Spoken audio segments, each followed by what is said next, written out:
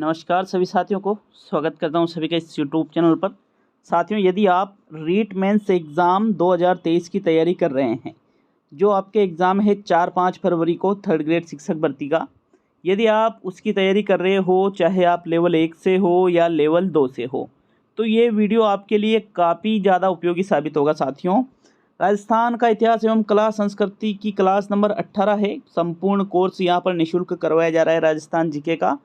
देखिएगा, बहुत ही अच्छे तरीके से नॉर्मल मस्ती मजाक में आज की इस क्लास को हम पढ़ेंगे और यकीन मानिएगा, इस क्लास में आप पढ़ने में बोरियत आपको महसूस नहीं होने वाली है। साथियों, वीडियो को पूरा देखना, वीडियो बहुत ज़्यादा इंपॉर्टेंट है। टॉपिक है राजस्थान की सांस्कृतिक परंपरा व विरासत। कम से कम 2 क्वेश्चन आपके इस टॉपिक से बनने वाले हैं मेन एग्जाम में। तो चलिए शुरू करेंगे आज के इस वीडियो को। पिछली जो इसकी 17 क्लासें हैं वो मैंने यूट्यूब पर प्लेलिस्ट डाल रखी है, तो प्लेलिस्ट में जाकर के पिछली 17 क्लासों को आप अटेंड कर सकते हो। साथियों देखिएगा, अगर हम बात करें राजस्थान की सांस्कृतिक परंपरा एवं विरासत के अंतर्गत, तो जो 16 संस्कार है, मृत्यु की रस्में हैं, वैवाहिक रस्में हैं, प्रथाएं व रीति रिवाज राजस्थान में चलते हैं। राजस्थान में जो खान पान चलता है, राजस्थान के जो विशेष व्यंजन हैं, इन सारी चीज़ों को हम पढ़ेंगे। साथियों बिल्कुल अच्छी तरह से पढ़ेंगे और ये देखिएगा, बहुत कुछ नया आप इस क्लास से सीखने वाले हो। तो चलिए शुरू करेंगे आज के इस वीडियो को। सबसे पहले हम यहाँ पर 16 संस्कारों के बारे में पढ़ने वाले हैं साथियों। उसके बाद हम मृत्यु की रस्म की ओर मतलब धीरे धीरे आगे बढ़ते जाएंगे, ठीक है। तो चलिए 16 संस्कार के बारे में देखेंगे। आपके बिल्कुल सिलेबस में टॉपिक दे रखा है राजस्थान की सांस्कृतिक परंपरा एवं विरासत। तो उसके अंतर्गत जो जो चीज़ें पूछी जा सकती है सभी मैंने सम्मिलित की है। साथियों सबसे पहले हम 16 संस्कार के बारे में देख लेते हैं। देखिए, जो 16 संस्कार है, अगर हम इसकी बात करें तो नाम तो सभी ने सुन ही रखा होगा आपने कि भाई 16 संस्कार क्या होते हैं, ठीक है। हिंदू धर्म में लगभग ये 16 संस्कार माने जाते हैं साथियों। लेकिन आप यूँ मान लीजिए, भले आप इन 16 संस्कारों के बारे में कुछ जानो या मत जानो, लेकिन 4 से 5 महीनों के लिए तो इनको आपको जानना ही पड़ेगा। क्यों? क्योंकि एग्ज़ाम में यहाँ से प्रश्न आएंगे आपके। तो देखिएगा, 16 संस्कार, जब व्यक्ति गर्भ में रहता है तब से ही उसके संस्कार शुरू हो जाते हैं और उसकी मृत्यु के बाद भी ये संस्कार चलते रहते हैं। साथियों, जन्म से पहले और मृत्यु के बाद तक भी ये 16 संस्कार व्यक्ति के जीवन में चलते रहते हैं। अब आपने कौन कौन से संस्कार पूरे किए हैं, अभी आप किस स्टेज पे हो, तो देखो, जीवन का सत्य है ये। यहाँ पर एक एक संस्कार को देखेंगे, आपको ऐसा लगेगा कि भाई हम एक तरह से जीवन की यात्रा कर रहे हैं। साथियों, तो सबसे पहला जो संस्कार आता है उसको कहते हैं गर्भाधान संस्कार। किस नाम से जाना जाता है? सबसे पहला जो संस्कार है गर्भाधान संस्कार। साथियों, दूसरे नंबर पे जो संस्कार आता है वो है पुंसवन संस्कार। गर्भाधान के तीसरे महीने में ये पुंसवन संस्कार किया जाता है। इसमें क्या होता है, देखो, गर्भ में स्थित शिशु को पुत्र का रूप देने के लिए इस संस्कार को किया जाता है। भाई देखो, आज तो गवर्नमेंट क्या कर रही है कि बालक हो या बालिका हो, दोनों एक समान है, ठीक है। सही, गवर्नमेंट इसके लिए अनेक योजनाएं भी चलाती है और भ्रूण हत्या वगैरह है या फिर लिंग जो जांच है उस पर रोक लगा रखी है, गैर कानूनी घोषित कर रखा है। लेकिन ये जो पुंसवन संस्कार है साथियों, जो गर्भाधान के तीसरे माह में, मतलब जब कोई भी महिला गर्भवती होती है तो उसके तीसरा जो महीना चलता है, उस तीसरे महीने में कि भाई इस संस्कार को किया जाता है कि गर्भ में जो स्थित शिशु है वो कैसा हो, पुत्र हो, पुत्री नहीं होना चाहिए। पुत्र रूप देने के लिए इस संस्कार को किया जाता है।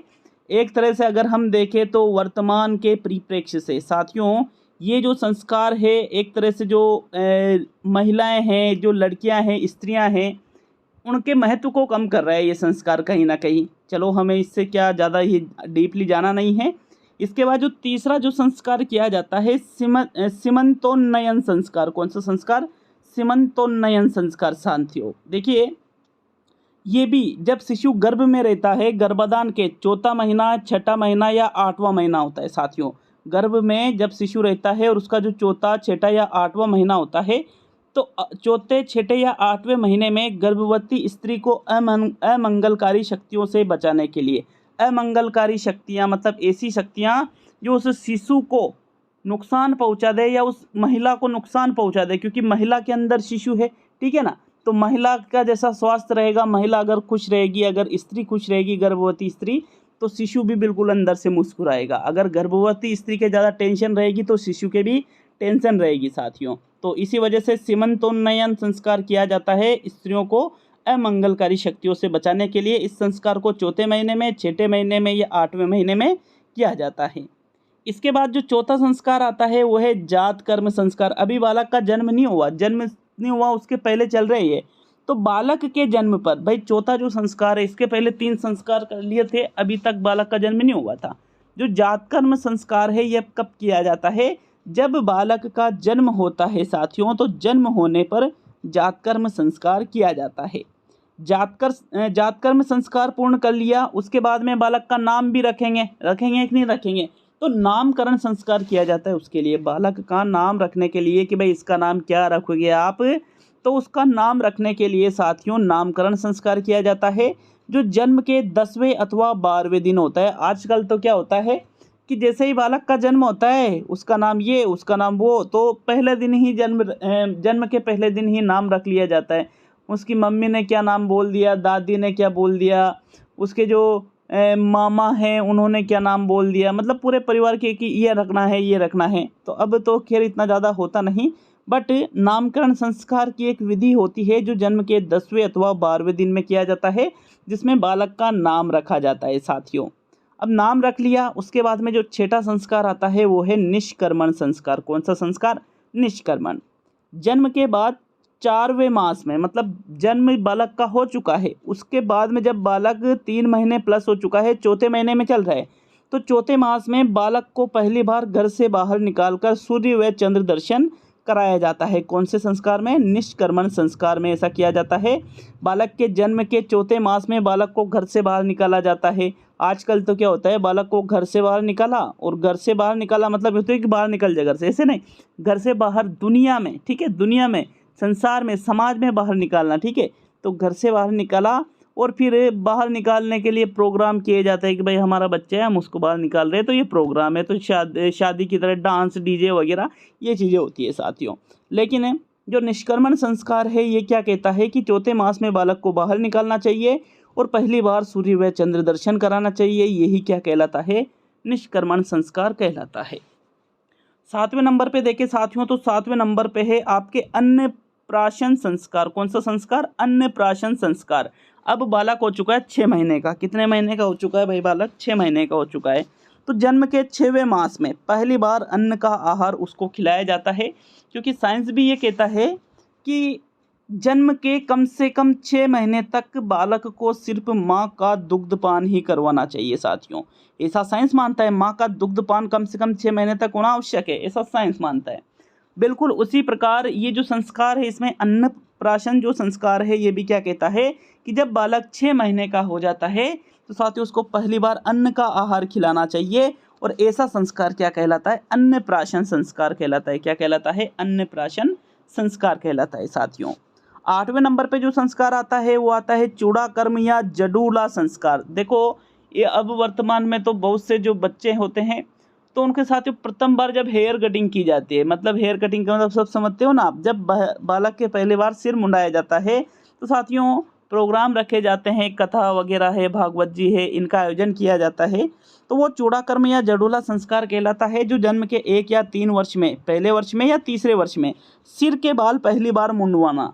बालक का जो सिर है, इसके बालों को पहली बार मुंडवाया जाता है, वही क्या कहलाता है? चूड़ा कर्म या जडूला संस्कार साथियों। नेक्स्ट 9वें नंबर पे आता है, अब बालक 3 वर्ष का हो चुका है तो कर्ण भेद्य संस्कार किया जाता है साथियों। ये 3 से 5 वर्ष में किया जाता है। शिशु के कान भेदे जाते हैं। जैसे अभी शादी होती है ना, अगर आपकी शादी हो चुकी है तो आप सभी को पता होगा कि शादी में जो कान होते हैं, अगर किसी के कान पहले से ही साथियों छेद नहीं है कानों में, तो छेद करवाए जाते हैं। फिर कानों में बहुत सारी जो सोने की जैसे चीज़ें हैं वो पहनी जाती है। तो ये कर्णभेद संस्कार 3 से 5 वर्ष में हो जाना चाहिए था, लेकिन अब कर रहे हो आप 25 साल के आसपास, ठीक है। पहले भी आपने करवा लिया होगा, वो बात अलग है। साथियों इसके बाद में बालक 5 वर्ष का हो चुका है, कर्णभेद संस्कार पूरा हो चुका है, शिशु के कानों में छेद कर दिए गए हैं। अब आता है विद्यारंभ संस्कार। साथियों विद्यारंभ जो संस्कार है ये 10वें नंबर का संस्कार है, जो अक्षर ज्ञान कराने हेतु किया जाता है। अभी हमने इसको स्कूल में नहीं भेजा है, अक्षर ज्ञान कराने हेतु ये संस्कार किया जाता है। और 11वें नंबर पर जो संस्कार आता है वो है उपनयन या यज्ञोपवीत संस्कार। कौन सा? उपनयन या यज्ञोपवीत। उपनयन संस्कार के दो या यज्ञोपवीत के दो, बात एक ही है। बालक को शिक्षा के लिए गुरु के पास ले जाना, ब्रह्मचर्य आरंभ चालू हो गया साथियों। मतलब देखो 4 आश्रम होते हैं, जिसमें पहला आश्रम कौन सा होता है? ब्रह्मचर्य। ठीक है, ब्रह्मचर्य आश्रम पहला होता है, फिर होता है गृहस्थाश्रम, तीसरा होता है वानप्रस्थ आश्रम और चौथा होता है संन्यास आश्रम। सभी की 25-25 वर्ष की अवधि होती है साथियों। तो बालक ब्रह्मचर्य आश्रम में बिल्कुल प्रवेश कर रहा है। अब ब्रह्मचर्य आश्रम में क्या होता है कि जो बालक है उसको शिक्षा दीक्षा दी जाती है साथियों, उसको योग्य बनाया जाता है, एक अच्छा समाज का एक अच्छा सदस्य बनाने की कोशिश की जाती है। तो गुरु के पास उसको ले जाया जाता है, कौन से संस्कार में? उपनयन या यज्ञोपवीत संस्कार में। अब वो गुरुजी के पास चला गया बालक।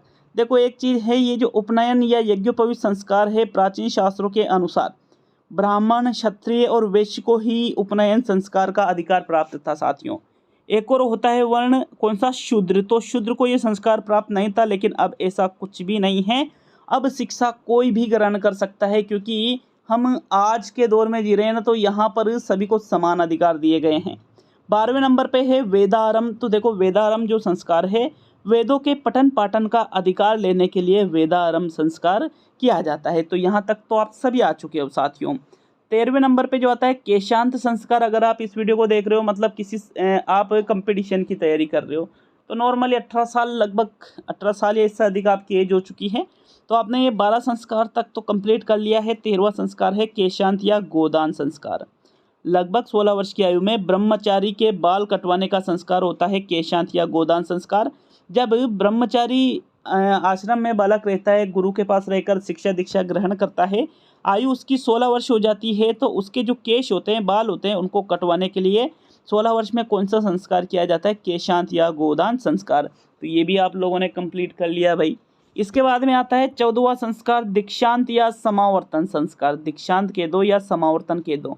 तो देखो शिक्षा समाप्ति पर यह संस्कार किया जाता है, और इस संस्कार में गुरुजी जो अपने होते हैं उनको गुरु दक्षिणा वगैरह दी जाती है और घर आ जाया जाता है। मतलब पहले तो ऐसा होता था, वर्तमान में तो क्या होता है कि भाई दीक्षांत समारोह हो गया, MA BEd सब कुछ कर ली, और उसके बाद में नौकरी नहीं मिली तो मज़ा नहीं आया। तो ये दीक्षांत समारोह जो संस्कार है, समावर्तन संस्कार है। पहले क्या होता था, शिक्षा की समाप्ति हो चुकी है, यूनिक भाई आप कंपटीशन की तैयारी करोगे, ऐसा पहले नहीं होता था, वर्तमान में ऐसा हो रहा है। गुरु को गुरु दक्षिणा दे करके और इस संस्कार को पूरा कर लिया जाता है। तो लगभग मेरे हिसाब से आपने इस संस्कार को भी पूरा कर लिया भाई। आपके जीवन में यदि आपने 15वां संस्कार भी पूर्ण कर रखा है, तो कौन सा है वो? विवाह संस्कार। बहुत सारे जो हमारे साथी है इस संस्कार को उन्होंने पूरा कर रखा होगा। गृहस्थ आश्रम में प्रवेश जब लिया जाता है, आदमी की उम्र लगभग 25 वर्ष हो जाती है, तो विवाह संस्कार किया जाता है, जिसमें बालक जो होता है युवा हो गया वर्तमान में, तो गृहस्थ आश्रम में प्रवेश करता है साथियों। ठीक है, 25 से 50 साल इसकी अवधि मानी जाती है। और अंत में सबसे किया जाता है अंत्येष्टि संस्कार, जो व्यक्ति की मृत्यु पर किया जाता है। तो भाई साहब हमने ज़िंदगी के 14 संस्कार तो लगभग पूरा कर लिए हैं, बहुत सौ ने 15वां भी पूरा कर लिया, अब एक और बच रहा है, यही जीवन है और कुछ नहीं है। 16वां संस्कार कौन सा बच रहा है? अपना अंत्येष्टि संस्कार, जो कि अपनी मृत्यु के बाद में किया जाएगा। ठीक है, तो इस प्रकार ये 16 संस्कार होते हैं। समझ रहे हो ना बात को? पूरे जीवन की यात्रा यहीं पे ख़त्म हो चुकी है। जन्म नहीं लिया उसके पहले से अनेक प्रकार के संस्कार हम करते आ रहे हैं, और लास्ट में मृत्यु होने के बाद भी ये अंत्येष्टि कर दी जाती है और जाओ भाई। ठीक है, तो इस प्रकार ये 16 संस्कार पूरे हो जाते हैं और व्यक्ति इस दुनिया से विदा हो जाता है साथियों। तो ये तो प्रमुख 16 संस्कार थे। अब आगे जो राजस्थान की पारंपरिक जो सांस्कृतिक परंपरा विरासत वगैरह है, इन चीज़ों में हम आगे देखेंगे साथियों। अब यहाँ पर मृत्यु की प्रमुख रस्मों को, कि व्यक्ति की मृत्यु जब हो जाती है तो उसके बाद में कौन कौन सी रस्में की जाती है व्यक्ति की आत्मा को शांति प्रदान करने के लिए, वो हम मृत्यु की रस्में को देखने वाले हैं। देखिएगा, मृत्यु की रस्मों को देखेंगे। जीवन यात्रा हमने पूरी की है, अब अपने मरने के बाद में कौन कौन सी रस्में नॉर्मली यहाँ पर होगी। देखो वैसे तो ज़्यादा चीज़ें हैं, लेकिन मैं आपको वही चीज़ें पढ़ा रहा हूँ जो आपके एग्जाम में आएगी साथियों। अगर इन सभी चीज़ों की प्रिंट PDF लेना चाहते हो, उन सभी चीज़ों के जो हम पढ़ रहे हैं इनके टेस्ट देना चाहते हो, तो बिल्कुल study with PN Lodha application को डाउनलोड कीजिएगा प्ले स्टोर पर। वहाँ पर ₹149 में जो भी चीज़ें यहाँ पढ़ाई जा रही है, उनके अलावा अन्य सब्जेक्टों की भी टेस्ट सीरीज चलाई जा रही है साथियों। एग्ज़ाम तक और कोई फीस नहीं है और मात्र ₹49 में जो भी यहाँ पढ़ाया जा रहा है उन सभी की प्रिंट आपको एप्लीकेशन पर अवेलेबल हो जाएगी और बहुत सारे निःशुल्क टेस्ट भी वहाँ पर आपको देखने को मिलेंगे। तो ऐप ज़रूर डाउनलोड कीजिए, या तो प्ले स्टोर पर सर्च कर लीजिएगा स्टडी विद पीएन लोधा, या फिर मैं लिंक दे दूँगा साथियों कमेंट बॉक्स में, वहाँ से भी आप ऐप को डाउनलोड कर सकते हो। चलिए मृत्यु की प्रमुख रस्मों को देख लेते हैं। तो सबसे पहले हम देखेंगे गंगाजली। नाम सभी ने सुन रखा होगा गंगाजली का। भाई आदमी मर जाता है, उसको जला दिया जाता है, उसकी जो हड्डियां हैं साथियों एकत्रित करके गंगा जल में विसर्जित की जाती है। तो मृतक की जो अस्थियां हैं गंगा जल में प्रवाहित करने के उपरांत एक निश्चित समय पर दिया जाने वाला जो भोग है, ये टाइपिंग मिस्टेक हुई है, गलती सॉरी इसके लिए, जो भोग होता है उसको ही गंगाजली कहा जाता है। ठीक है। दूसरे नंबर पे जो हम देखेंगे मृत्यु के संस्कार, जो मृत्यु की रस्में हैं उसके अंतर्गत, तो दूसरे नंबर पे बरसी। बरसी शब्द तो सुन रखा होगा। हमारे जब परिवार में किसी की मृत्यु हो जाती है, जैसे मान लीजिए किसी व्यक्ति की मृत्यु की भाई 1 अक्टूबर को किसी व्यक्ति की मृत्यु हो गई साथियों। अब वो वापस 2023 में 1 अक्टूबर आएगा, तो मतलब जिस दिन उसकी मृत्यु हुई है उसका वार्षिक जो दिन होता है साथियों, जैसे अपना जन्म दिवस होता है ना कि भाई किसी का जन्मदिन है 1 जनवरी, वापस 1 जनवरी आएगी तो उसका वो जन्मदिन है। उसी प्रकार बरसी भी मनाई जाती है, मृतक का वार्षिक दिन होता है साथियों ये। तीसरे नंबर पे आता है मौसर, जिसको ओसर भी कहा जाता है। मौसर भी कई जगह कहते हैं इसको ओसर के नाम से भी जाना जाता है। जब किसी व्यक्ति की मृत्यु हो जाती है तो उसके 13वें या 14वें दिन ऐसे कुछ होता है साथियों, एक भोज का आयोजन किया जाता है जिसको नुक्ता भी कहते हैं। क्या कहते हैं? नुक्ता भी कहते हैं। तो ये कहलाता है आपके मौसर या ओसर, मृत्यु भोज जिसको कहते हैं। वर्तमान में बहुत सारी जगह पर लोगों ने अच्छी पहल की है, क्योंकि किसी के घर में किसी व्यक्ति की मृत्यु हो गई और वहाँ पर जिमने चले गए, तो यार मज़ा कहाँ है उस चीज़ में। शादी हो तो मज़ा है कि हाँ अच्छा काम हो रहा है, व्यक्ति की मृत्यु हो गई, घर वाले तो पहले से ही दुखी थे, और फिर वहाँ पर अपन जम के ला इधर ला, अरे ये ला रहे, अरे वो ला रहे, ये कमी पड़ रही है यार। तो मतलब वो चीज़ें समझने वाली बात है। इससे अच्छा है कि आप विद्यालय में जाकर के जो मृत्यु भोज में जितने पैसे आपके खर्च होते हैं उसका 1/10 विद्यालय में जाकर के कुछ बच्चों के लिए पानी वाने की व्यवस्था कर दो। कोई कमी दिख रही है तो वो चीज़ें करो आप यार। इससे क्या होगा कि भाई समाज की कुरीतियाँ भी मिटेगी और आप निश्चित रूप से जो बच्चे हैं उनके भविष्य में आपका भी कहीं ना कहीं योगदान होगा। नेक्स्ट चौथे नंबर पे आता है उठावना। तो देखो उठावना क्या होता है?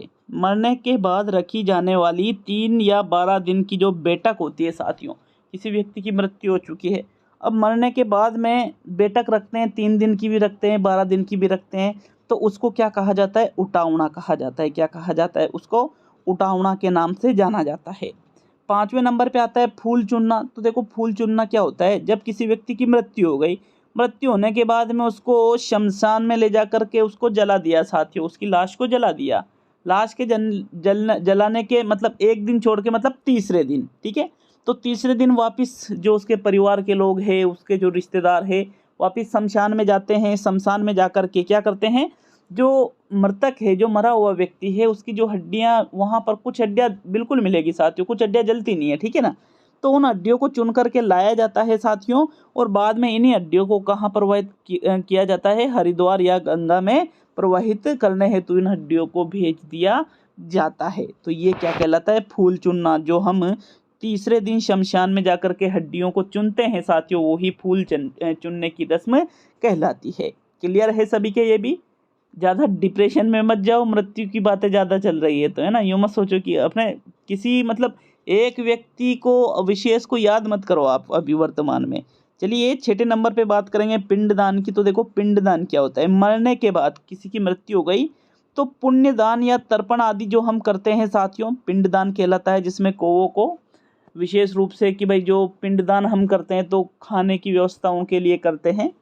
7वें नंबर पे आता है पगड़ी बांधना। पगड़ी बांधना देखो मरने के 12वें दिन मौसर के बाद बड़े बेटे के पगड़ी उत्तरदायित्व बांधी जाती है। तो देखो उत्तरदायित्व बांधी जाती नहीं, पगड़ी बांधी जाती है। बीच में मैंने कोष्टक लगा रखा है उत्तरदायित्व के लिए। तो ये पगड़ी बांधना की रस्म की जाती है। जैसे मान लीजिए घर के किसी बड़े व्यक्ति की, बड़े का मतलब जो घर का मुखिया है, उसकी मृत्यु हो जाती है साथियों। अब मुखिया की मृत्यु हो गई तो घर तो चलाना पड़ेगा ना, तो उसमें क्या किया जाता है? जो घर का वरिष्ठतम सदस्य होता है साथियों, जब जो मृतक व्यक्ति है उसके 12वें दिन मतलब उसका मौसर कर दिया तो उसका जो बड़ा बेटा होता है उसके पगड़ी बांधी जाती है कि भाई आगे से घर की जिम्मेदारी तुझे देखनी है, तरीके से घर चलना चाहिए जैसे तुम्हारे पिताजी ने चलाया था। तो इस प्रकार उत्तरदायित्व उसको दिया जाता है, यही क्या कहलाता है, पगड़ी बांधना कहलाता है साथियों। 8वें नंबर पे आता है वैकुंठी। तो देखो वैकुंठी क्या होता है, लकड़ी की होती है ये, इसमें मरने वाले को शमशान ले जाया जाता है। अगर किसी की व्यक्ति की मृत्यु हो गई तो हम वैकुंठी का निर्माण करते हैं साथियों, और इस वैकुंठी में जो मृतक व्यक्ति है उसको शमशान ले जाया जाता है साथियों। ठीक है, तो ये कहलाती है वैकुंठी। ठीक, 9वें नंबर पे देख लेते हैं, 9वें नंबर पे कौन सी रस्म है।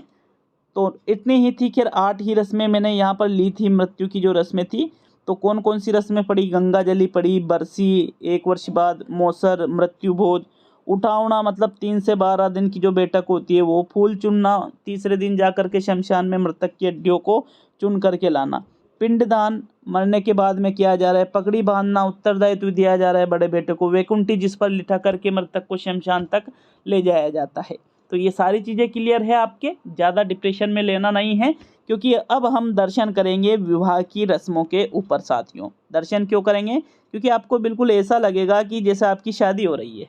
अगर नहीं हुई है तो, अगर हो चुकी है तो आपकी जब शादी हुई थी वो पल याद आ जाएंगे, अभी आपको सारी चीज़ें याद आ जाएगी साथियों। नहीं हुए हैं तो आपको ऐसा लगेगा कि यार मेरी शादी करा दी सर ने तो आज। देखो वैवाहिक रस्मों को देखेंगे, बिल्कुल आराम से सुनिएगा साथियों। सबसे पहले हम बात करेंगे कांकन डोरा की। किसकी, कांकन डोरा या कांकन डोर भी इसको कहते हैं।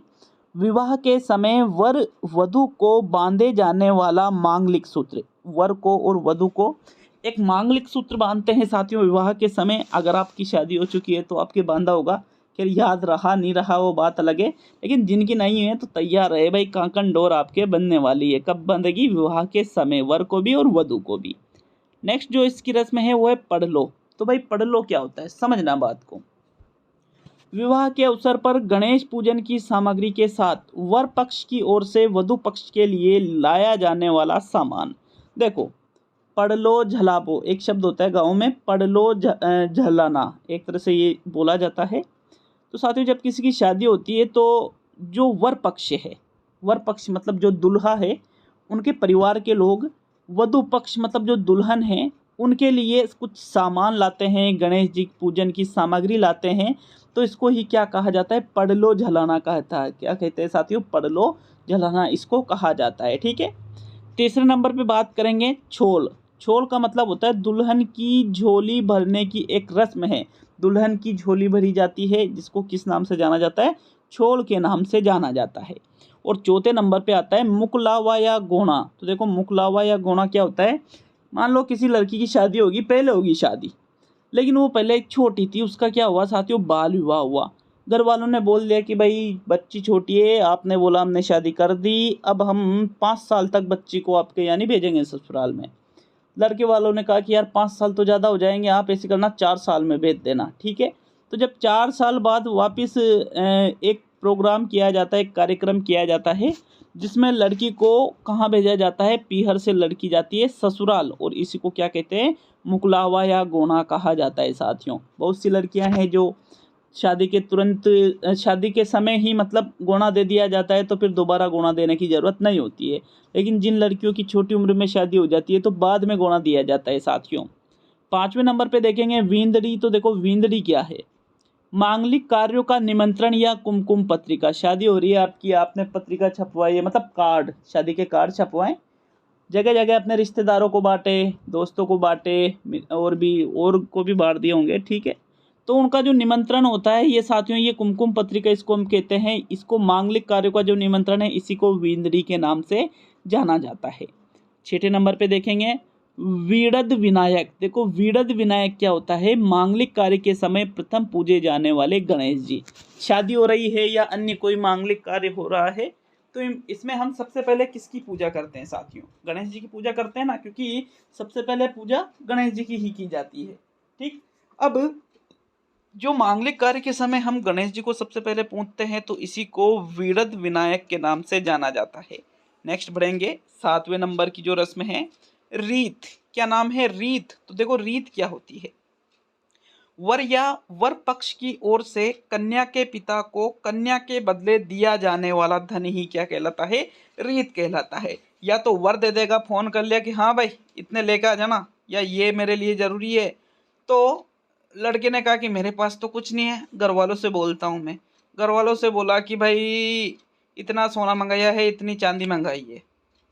तो वो जो कुछ सामान दिया जाता है, धन दिया जाता है वधु पक्ष को, पिता को, मतलब वधु के पिता को वर पक्ष के द्वारा, इसको ही क्या कहा जाता है, रीत कहा जाता है।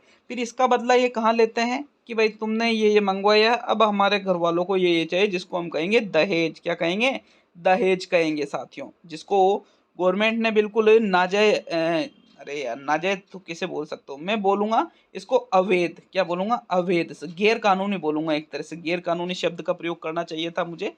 ठीक है साथियों, गलत है ये। तो ये जो चीजें होती है, ये रीत तो समझ गए ना। रीत तो देता है वर पक्ष वधु को, और दहेज देते हैं वधु पक्ष वर को। 8वें नंबर पे है भात, जिसको साथियों भात में अगर हम देखें तो भात क्या है, वर या वधु के ननिहाल वालों की तरफ से दिए जाने वाले वस्त्र और आभूषण या अन्य कोई चीजें दी जाती है तो उसको ही भात कहा जाता है। तो आपने एक गाना भी सुना होगा कि पीरो भात भरने आवेगो। तो वो जो भात भराई जाती है साथियों, जो वर वधु के ननिहाल पक्ष होते हैं उनकी तरफ से ये चीजें दी जाती है। नेक्स्ट 9वें नंबर पे देखेंगे बिहाना। तो देखो बिहाना, शादी के समय प्रातः काल गाए जाने वाले मांगलिक गीत। अगर आपकी शादी हो चुकी है तो आपको पता होगा कि घर की जो स्त्रियां होती हैं, महिलाएं होती है, देखो शादी हो रही है तो रिश्तेदार भी आएंगे, रिश्तेदार में जो अपने खास खास रिश्तेदार है वो तो जल्दी आ जाते हैं। अब वो सुबह सुबह कुछ गीत गाते हैं साथियों शादी के समय प्रातःकाल, उसी को कहा जाता है बिहाना। क्या कहा जाता है उसको, बिहाना कहा जाता है।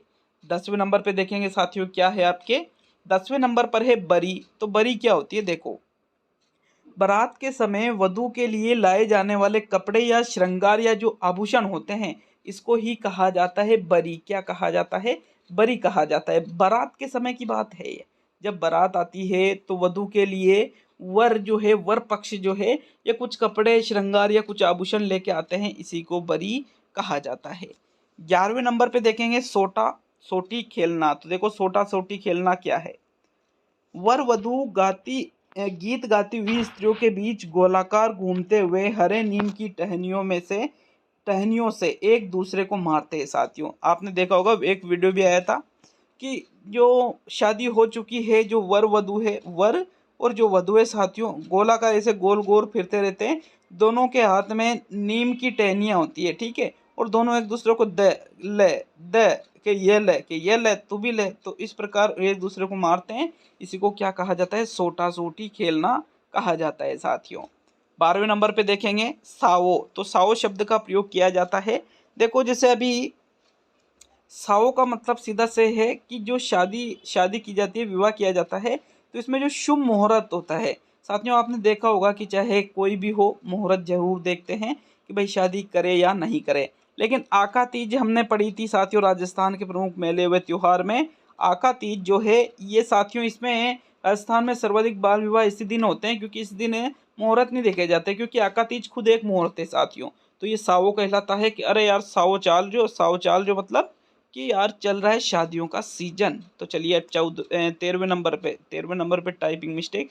14वें नंबर पे हथलेवो क्या होता है, पानी ग्रहण संस्कार। साथियों पानी ग्रहण संस्कार जो होता है, जो जो वर है और जो वधु है, दोनों के हाथ एक दूसरे के हाथों को, मतलब दोनों के हाथों को एक दूसरे के ऊपर रख दिया जाता है, हाथों के ऊपर रख दिया जाता है, ठीक है। तो ये कहलाता है पानी ग्रहण संस्कार, अपन जिसको नॉर्मल कहते हैं, हथलेवो कहते हैं इसको। क्या कहते हैं, हथलेवो। नेक्स्ट 15वें नंबर पर है तोरण मारना। तो भाई तोरण मारना क्या है, शादी में दूल्हे द्वारा दुल्हन के घर के मुख्य द्वार पर लगे तोरण को कटार या तलवार से स्पर्श करना। अब देखो क्या होता है कि ये मान लीजिए ये है भाई दुल्हन का घर, यहाँ आ रही है बारात और लड़का बिल्कुल घोड़ी पे बैठा हुआ है, लड़का मतलब दूल्हा, और यहाँ लगा हुआ है तोरण, ठीक है। जो लड़की का जो घर है इसके मुख्य द्वार पर तोरण लगाया जाता है। तोरण अभी तो पढ़ा था हमने यार काष्ठ कला के अंतर्गत, लोक कलाओं में। तो साथियों ये जो तोरण है, लड़का जो है मतलब जो वर है, वो घोड़ी पे बैठ कर के बिल्कुल इस तोरण को अपने कटार से या तलवार से बिल्कुल टच करता है, उसी के बाद उसको अंदर जाने की अनुमति मिलती है कि भाई तोरण तो आपको मारना ही पड़ेगा पहले। तो साथियों तोरण मारने में क्या होता है, अगर किसी को ज़्यादा गुस्सा आ रहा है तो वो टच नहीं करता है, वो जोर से देता है, तोरण पूरा नीचे गिर जाता है, ऐसा भी होता है, आपने देखा होगा। चलिए 16वें नंबर पे देखेंगे तो 16वें नंबर पर है बडार। भाई बडार क्या है, शादी के अवसर पर दिया जाने वाला जो सामूहिक भोज होता है। शादी हो रही है, खुशी का माहौल है, सामूहिक भोज, पूरे गांव को बुला लिया जाता है कि भाई आज घर पे खाना नहीं बनेगा, चूल्हा मत जलाना भाई, सभी वहीं चलना खाने। तो इस प्रकार हमें आमंत्रित भी किया जाता है, हमें क्या मतलब सभी को आमंत्रित किया जाता है। और साथियों ऐसा जो भोजन शादी के अवसर पर दिया जाता है उसी को कहेंगे बडार। क्या कहेंगे, उसको बडार कहेंगे।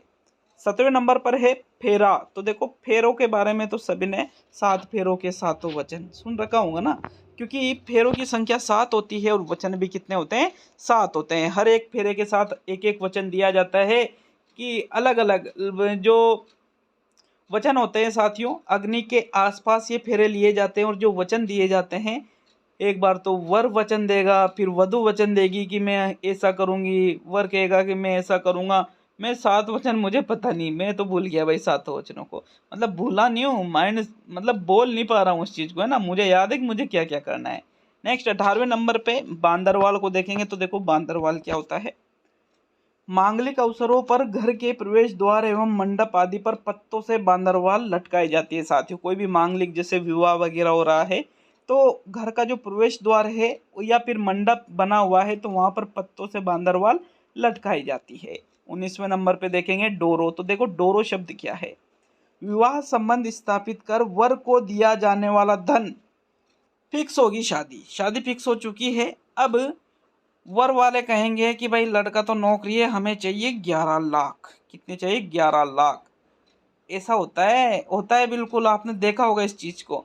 तो साथियों ये जो डोरो है, विवाह संबंध स्थापित करने के बाद में वर को दिया जाने वाला जो धन है उसी को कहा जाता है डोरो। क्या कहा जाता है, उसको डोरो कहा जाता है।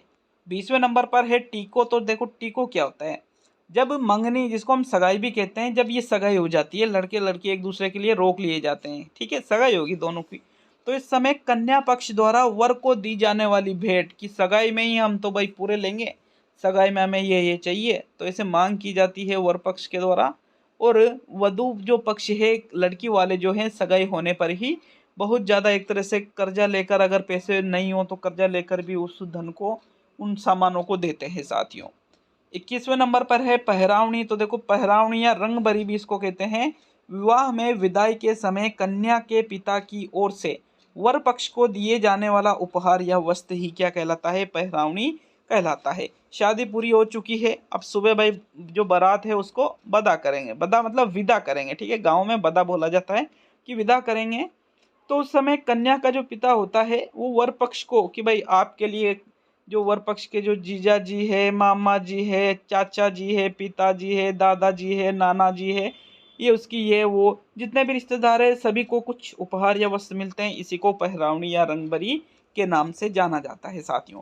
क्लियर है, तो ये शादी की कुछ रस्में अभी और बाकी है। देखो 22वें नंबर पे पटरंगना। पटरंगना क्या होता है, शादी के बाद वर वधु को खिलाया जाने वाला एक खेल है, इसी को पटरंगना के नाम से जाना जाता है। अलग अलग जगह पर अलग अलग खेल खिलाते हैं। खेल एक है जेवड़ो। तोरण पर सासू द्वारा दूल्हे को आंचल से बांधने की जो रस्म होती है साथियों, भाई तोरण कौन मारेगा, दूल्हा तोरण का लगा होता है, वधु के घर जो मुख्य द्वार है उसके बाहर लगा होता है। तो दूल्हा तोरण मारने के लिए बिल्कुल वहाँ है, तो सासू द्वारा दूल्हे को आंचल से बांधने की एक रस्म वहाँ होती है जिसको जेवड़ो कहा जाता है। 24वें नंबर पे है जुआ छवि। जुआ छवि क्या है, तो परात में छाछ डाल दी जाती है या हल्दी का पानी डाल दिया जाता है और उसमें चांदी का छल्ला डालकर वर वधु को खिलाया जाने वाला एक खेल होता है। ऐसा माना जाता है कि इस खेल में जो जीतता है, जैसे कुछ चीज़ें डाल दी जाती है, आपको वो उठाना है, तो वो जो चांदी का छल्ला जिसके हाथ में आता है साथियों, ये माना जाता है कि उसका ही राज रहेगा भाई पूरे जीवन में। ऐसा माना जाता है, जरूरी नहीं है, ठीक है। नहीं तो आप अभी शादी नहीं हुई और आप कहोगे नहीं इसको तो मुझे किसी भी हालत में उठाना नहीं है, तो ये चीज़ है। 25वें नंबर पे छोड़। तो देखो दुल्हन की झोली भरने की जो रस्म है इसी को कहा जाता है छोड़। क्या कहा जाता है, छोड़ कहा जाता है साथियों। ये कुछ रस्में थी, हालांकि और है, लेकिन जो जो इम्पोर्टेंट थी सारी मैंने बताई है। अब हम पढ़ेंगे प्रथाएं व रीति रिवाजों को।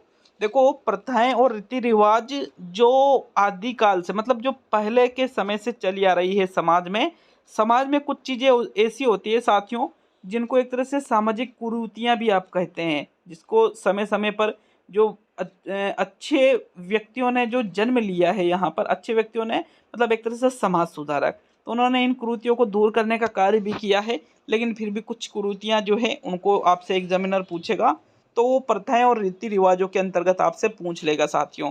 सबसे पहले हम पढ़ेंगे दापा। देखो, दापा क्या होता है।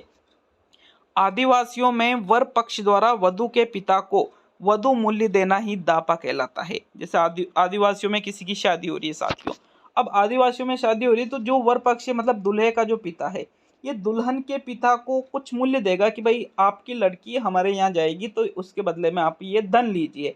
दहेज में क्या होता है कि भाई आप, हमारा जो लड़का आपकी लड़की को इधर बिल्कुल ले जा रहा है, तो सीधा सा आप दहेज दीजिए। लेकिन आदिवासियों में दापा प्रथा चलती है, जिसमें वर पक्ष को देना पड़ेगा वधु मूल्य साथियों। तो एक तरह से वधु मूल्य ही दापा कहलाता है।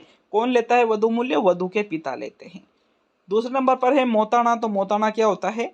आदिवासियों द्वारा किसी की मृत्यु राशि लेना। मतलब मान लीजिए किसी का एक्सीडेंट हो गया, ठीक है, किसी का एक्सीडेंट हो गया, या फिर कोई दुर्घटनावश किसी की मृत्यु हो गई, अन्य कोई चीज हुई, तो आदिवासी समाज के जो पंच होते हैं उनकी एक निश्चित राशि किसी की गलती से मरा है व्यक्ति, तो उससे लेते हैं, या फिर गवर्नमेंट से लेते हैं साथियों। तो इस प्रकार की जो मृत्यु राशि लेते हैं उसी को मोताना कहा जाता है। नेक्स्ट है कुकड़ी की रस्म। देखो, कुकड़ी की रस्म तो भाई ये बहुत हाईलाइट हुई है वर्तमान में भी, ये न्यूज में भी चल रही है साथियों। कुकड़ी की रस्म दैनिक भास्कर में एक दिन बिल्कुल इसका पूरा एडिशन आया था। तो देखो क्या होता है, जो सांसी जनजाति है, सांसी जनजाति कहाँ? भरतपुर में पाई जाती है ना। तो इसकी रस्म है ये, विवाह में लड़कियों की चारित्रिक परीक्षा अथवा वर्जिनिटी टेस्ट लिया जाता है साथियों। देखिए, बहुत ही ज़्यादा गंभीर विषय है साथियों ये कुकड़ी की रस्म। इसमें क्या होता है, जब किसी लड़की की शादी होती है, तो शादी के समय उसे ये टेस्ट देना पड़ेगा, वर्जिनिटी टेस्ट आप इसको बोल सकते हो। अगर लड़की इसमें फेल हो गई, तो एक तरह से यूँ मान लीजिए फिर लड़की की ज़िंदगी एकदम नरक बन जाएगी साथियों। उसके चरित्र पर संदेह होने लग जाएगा, चाहे मतलब पूरा जो समाज है उसको ऐसी दृष्टि से देखेगा, उसका जीवन बिल्कुल नरक में हो जाता है साथियों।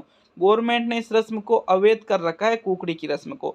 लेकिन आपसे पूछा जा सकता है कि भाई विवाह में लड़कियों की जो चारित्रिक परीक्षा ली जाती है उसको क्या कहा जाता है? कुकड़ी की रस्म। कौन सी जनजाति की है ये? सांसी जनजाति की। नेक्स्ट है चौथे नंबर पे खेवना। तो भाई खेवना या माता विवाह भी इसको कहते हैं।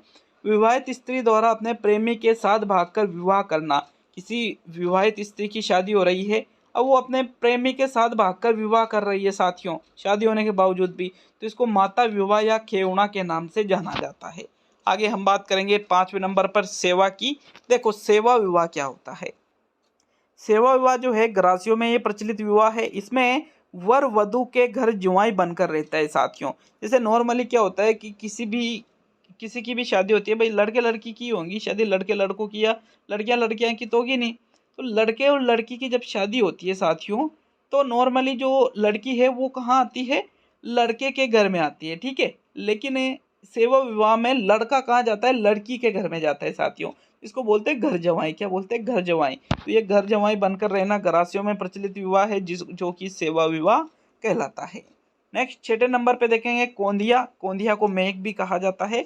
गरासिया समुदाय में जो मृत्यु भोज किया जाता है साथियों, वही कोंधिया या मेघ के नाम से जाना जाता है। और 7वां देखेंगे सह पलायन प्रथा या अपहरण विवाह भी इसको कहते हैं।